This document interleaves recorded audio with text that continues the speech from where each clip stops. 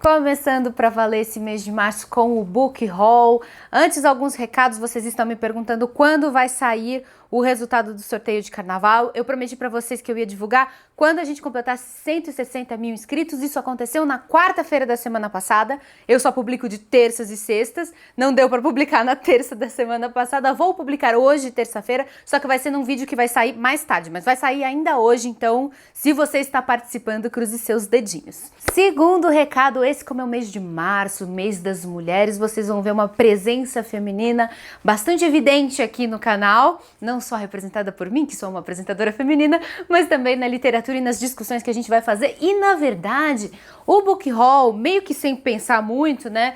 O Book Haul acabou se delineando dessa forma, ele tá bastante feminino. Então vamos ver a vinheta e aí a gente começa.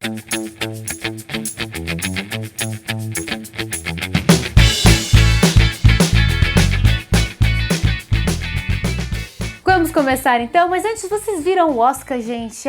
Esse ano foi a primeira vez na minha vida que eu consegui assistir, antes, né, do Oscar, vários filmes. Eu não consegui ver todos, né, porque alguns não estão nem disponíveis aqui no Brasil, mas eu, nossa, achei muito legal. Na verdade, não teve nenhuma grande surpresa, né? E só lembrando vocês que quem ganhou, como já era previsível, como eu já tinha antecipado para vocês quase um mês atrás, o Me Chame Pelo Seu Nome ganhou o prêmio de melhor filme com roteiro adaptado, que é o prêmio que eles dão quando o roteiro é adaptado de algum livro, de alguma outra mídia, sei lá, quadrinhos e tal. O Me Chame Pelo Seu Nome, do André Siman, que foi uma resenha que vocês adoraram, eu também gostei muito de fazer, e eu comentei lá no vídeo que eu tinha achado a adaptação do filme muito boa. Não era idêntica, não era absolutamente perfeita, assim, igualzinho ao livro, mas fez as mudanças que eram necessárias para a história ficar interessante para o cinema. Então vale a pena, caso você não tenha visto a resenha, não conheça o livro. E o grande vencedor do Oscar foi um livro que a editora Intrínseca me mandou esse mês, então já estamos começando o nosso Book Haul, que teve uma história interessante. Olha só, por que ele não estava concorrendo como no Oscar de roteiro adaptado e sim no Oscar de roteiro original? Se tem o livro, afinal, né? Acontece que esse livro passou por um processo muito diferente.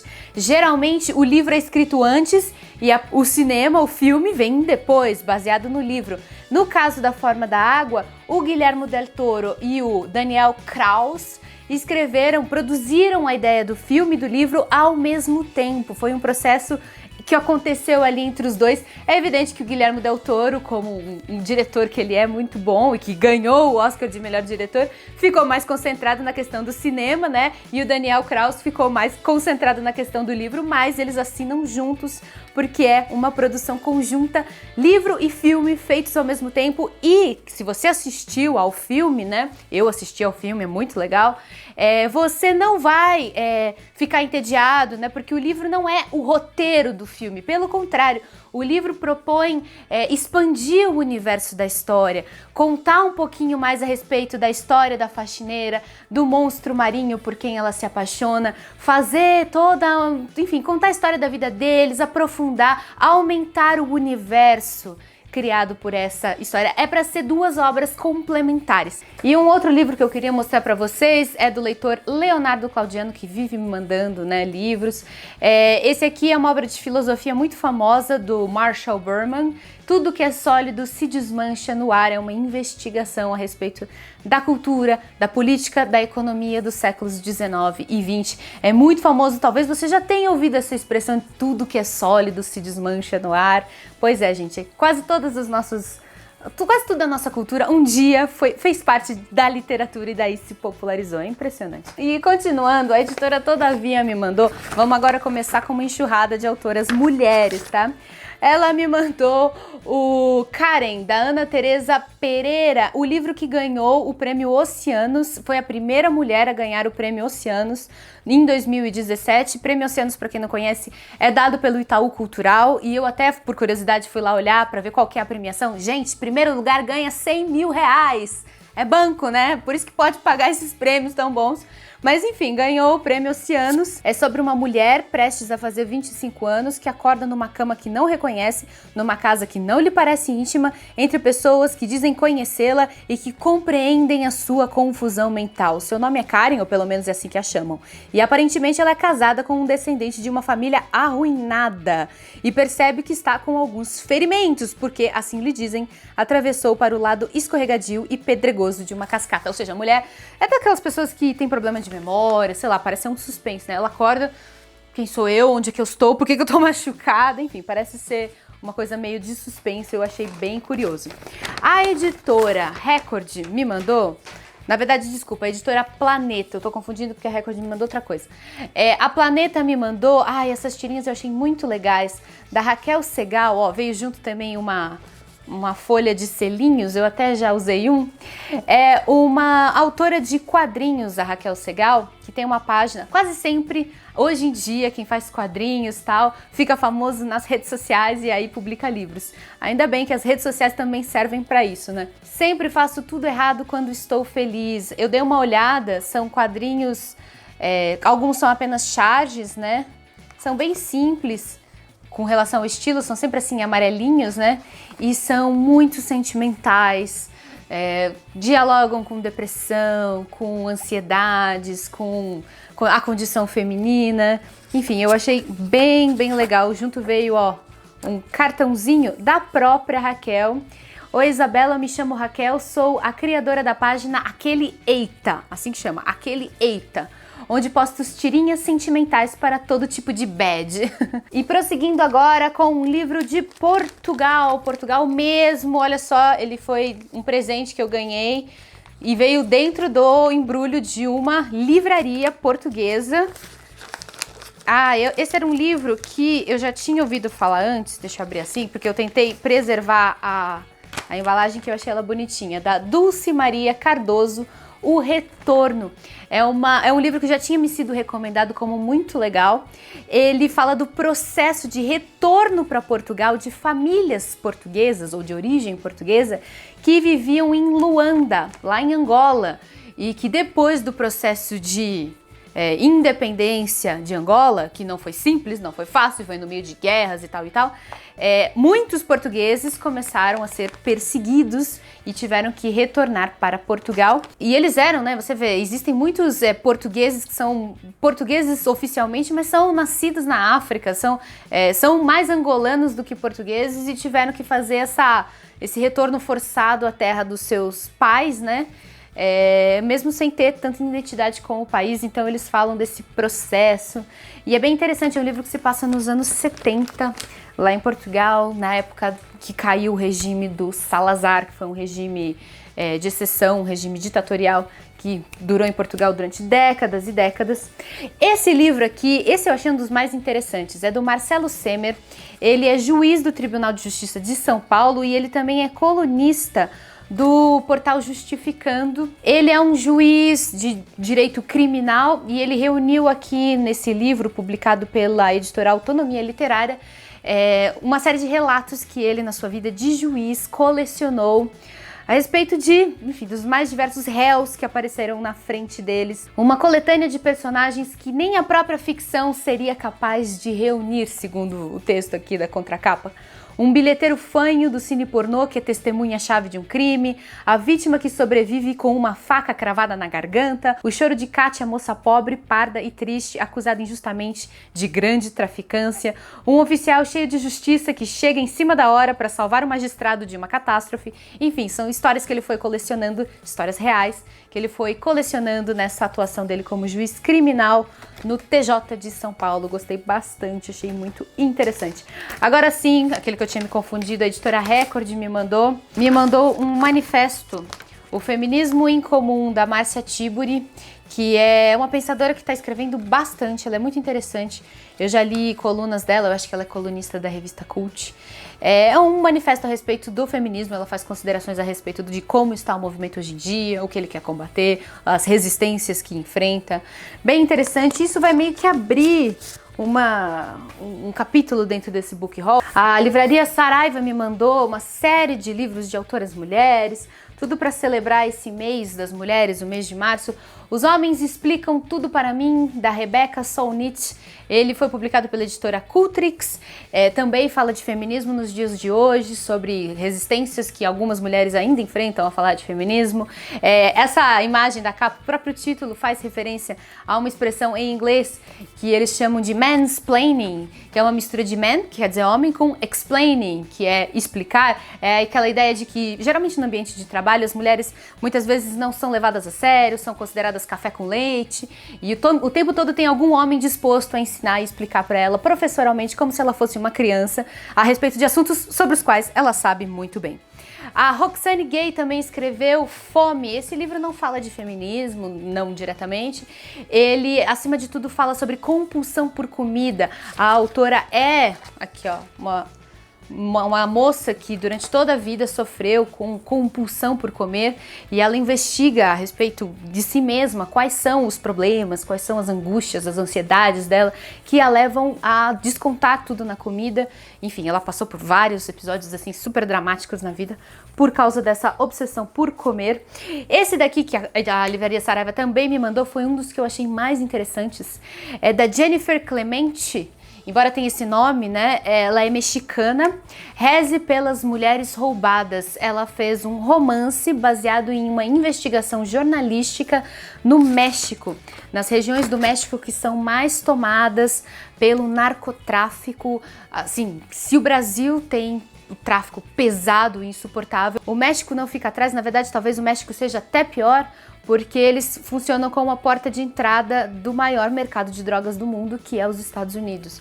Então existem regiões do México que são completamente dominadas pelo narcotráfico, eles estão ali entranhados por todos os ramos, inclusive da política, e ela faz uma reportagem a respeito da vida de mulheres nessas regiões. Jennifer Clemente cria neste admirado romance uma história que é ao mesmo tempo uma ficção envolvente e uma exploração dos aspectos brutais da vida em seu país. Reze pelas Mulheres Roubadas. Achei muito interessante.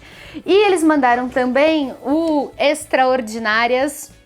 Esse foi um livro que dialoga, ele segue aquele mesmo modelo de livro dos 50 mulheres brasileiras incríveis para conhecer antes de crescer, né? Que conta histórias para antes de dormir sobre mulheres brasileiras, para, enfim, as meninas terem assim modelos de referência, mulheres importantes. E o Extraordinário segue mais ou menos essa linha. Só que ao invés de ser histórias para crianças, né, histórias para ler antes de dormir, ele funciona como um almanaque. Ele traz uma pesquisa mais aprofundada a respeito da vida de várias mulheres importantes na história do Brasil. É evidente que o público-alvo é o público jovem, né? Mas não são historinhas curtas para serem lidas antes de dormir, e sim pequenos verbetes, como se fosse um almanaque falando um pouquinho da vida de cada uma dessas mulheres. E tem essa capa aqui toda fosforescente, toda iridescente. Eu descobri que esse tipo de característica de cor e de reflexo da luz se chama iridescência. Ó, que chique! E prosseguindo nosso book haul, tem as minhas compras, porque eu também não sou de ferro, eu acabei fazendo umas comprinhas, aproveitando preços em conta da Amazon que eu encontrei ao longo desse mês. Em primeiro lugar, não é uma autora mulher, é um clássico da nossa literatura. Vão se preparando que muito em breve vocês vão ver a resenha de Macunaíma, um herói sem nenhum caráter, do Mário de Andrade.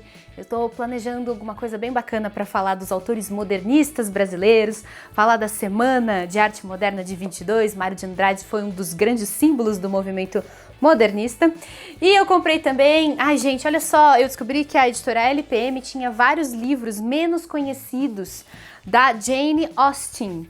Então, eu acabei levando todos porque estavam muito baratinhos. Persuasão não é um livro pouco conhecido, pelo contrário, é um dos mais conhecidos, mas eu não tinha ainda em português, eu só tenho uma versão em inglês, então eu comprei. E agora a gente vai para os que são menos conhecidos.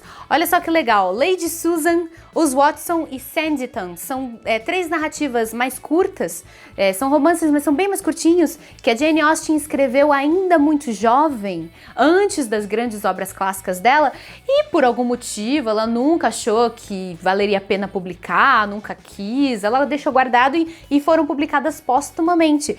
A Lady Susan, que é muito famosa depois, né, que ela morreu, ela ficou famosa como a pior das vilãs já criadas por Jane Austen.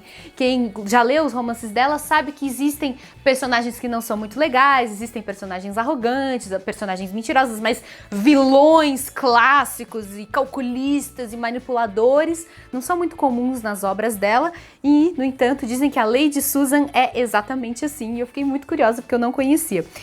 Também uma pequena coletânea de histórias curtas, contos como Amor e Amizade, que dá título a essa coletânea, são histórias escritas durante a juventude mesmo de Jane Austen, porque ela, desde muito jovem, já escrevia para a família, não era conveniente, nunca foi na época dela que mulheres publicassem livros, e no entanto ela sempre teve essa verve, esse impulso, essa vocação para escrever, então desde pequena ela escrevia para a família e tal, e só muito mais na frente que ela corajosamente publicou livros sem pseudônimo, publicou como Jane Austen mesmo, e já durante a vida viu seus livros se tornarem muito populares na Inglaterra. Outro livro, esse aqui também, esse não é dos desconhecidos, esse aqui é conhecido, é A Abadia de Northanger. É muito famoso também, embora não tanto quanto o Orgulho e Preconceito ou o Razão e Sensibilidade, mas também é muito famoso e é um dos que eu ainda não li. Dizem que ele tem um lado mais gótico, um lado que lembra um pouquinho o que as irmãs Brontë iam fazer um pouco mais tarde, aquela coisa de misturar amor com terror, uma coisa mais gótica, é um ramo do romantismo que parece que a Jane Austen pincelou com A Abadia de Northanger. Então, tive que, né? Como é que eu ia resistir, né? Eu descobri esses livros tão baratinhos, tive que levar. E para fechar, aqui eu trouxe um livro que vocês me pedem há muito, muito tempo, que é o Holocausto Brasileiro. É de uma jornalista chamada Daniela Arbex e conta a história, esse livro-reportagem, do Hospício de Barbacena, que recebeu durante os seus muitos anos de história mais de 60 mil pessoas. Não, minto. 60 mil pessoas foram as que morreram dentro do hospício. Então, muito mais pessoas passaram por lá e 60 mil pessoas morreram naquele hospício. Muitas delas internadas sem qualquer doença mental. E mesmo as que tinham alguma doença mental eram tratadas com tanta barbaridade, de maneira tão desumana, e havia um tal abandono no hospício de Barbacena que muitas morriam de fome, de doença, abandono, enfim. É uma denúncia que foi muito, enfim, impressionou muito na época da publicação, ganhou o prêmio Jabuti de melhor reportagem, ganhou o prêmio do APCA, enfim, é uma referência. Para as muitas pessoas que me escrevem, né, jovens que, ao contrário, que rejeitando todos os meus conselhos, dizem que querem se tornar jornalistas, apesar de eu não aconselhar, mas para todos que me perguntam, pedem dicas de leitura, falam: Isa, eu estou no primeiro ano de jornalismo, o que você recomenda que eu leia? O que eu recomendo é que você não seja jornalista, mas já que você insiste, já que você foi picado pelo mosquitinho do jornalismo, então minha recomendação: leia livros, reportagens muito bons. Leia os melhores autores, os melhores jornalistas que você conseguir colocar as mãos. E o livro aqui da Daniela Arbex certamente é das reportagens recentes, das grandes reportagens recentes produzidas no Brasil, uma das mais impressionantes, e certamente vocês vão ver resenhada aqui no canal. Espero que vocês tenham gostado. Todos esses livros eu vou deixar aqui embaixo, os links para vocês comprarem em diferentes livrarias. Vocês sabem que usando os livros que estão aqui embaixo, vocês ajudam o canal, porque uma pequena parte da compra vem em forma de comissão aqui para o canal, e isso é uma maneira muito importante de ajudar a contribuir com esse projeto. Se você quiser contribuir mais ainda, se você acredita sim, acha que o Ler Antes de Morrer vai ajudar a mudar o Brasil, aí você pode se tornar um padrinho ou uma madrinha, como esses fofos que estão aparecendo o nome aqui do lado, que colaboram de maneira mais regular. Beijos pra todo mundo, a gente se vê então na sexta-feira com mais uma resenha inédita. Até lá! Hoje mais tarde tem a divulgação do sorteio, hein? Tchau!